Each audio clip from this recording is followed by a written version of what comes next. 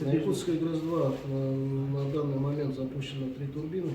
Принято решение еще подать электроэнергию с ГРЭС-2. Там одну турбину запустили.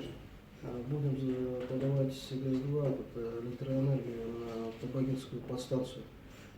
Также запущены резервные источники по Заречному району и Бердыги-Ситяхи горного района. По сути своей электроэнергия подана. Сейчас отрабатываем по городу Якутску. В кратчайшие сроки должны электроэнергию возобновить по городу.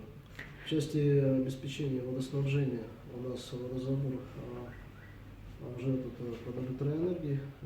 Единственное, что микрорайон птицефабрики будем запускать, когда там появится электроэнергия. В целом водоснабжение по городу восстановлено.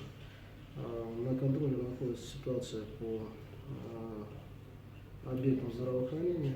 На всех объектах здравоохранения резервные источники имеются. Соответственно, больных, которые находились на дому, подключены к КВЛ и перевезли в стационар. Мы на контроле держим и социальные объекты, касающиеся образования и науки, в части социальных объектов, труда. Ну и, конечно, это запуск теплоснабжения.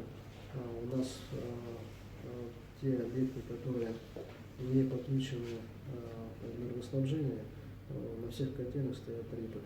Соответственно, лучше качественный запуск сделать. Сколько всего человек осталось без электроснабжения по республике?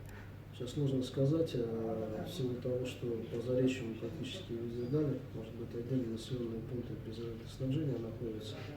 По городу Якутску запуск идет, в ближайшие сроки будет обеспечено энергоснабжение. Ну и после того, как турбины оставшиеся будут запущены на ЕГРЭС, мы будем уже подавать электроснабжение централизованно с отключением резервных источников. И по причинам? Причины выясняются. Было возгорание в марш-зале резервных источников питания, не в основном. Соответственно, основной зал в работе. Так, на что обратил внимание Егор Афанасьевич, глава республики? В первую очередь поставлена задача в короткие сроки обеспечить энергоснабжение. По людям посмотреть, которые тяжело больные, объекты здравоохранения, чтобы они функционировали, чтобы операционная была, реанимация работала.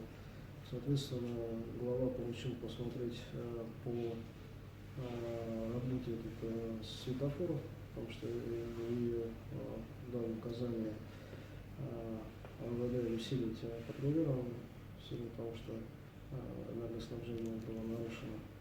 Вот такие указания, в принципе, по ним работают.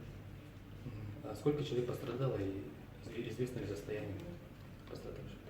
При аварийной ситуации один пострадавший лежит в реанимации, тяжелый. Спасибо.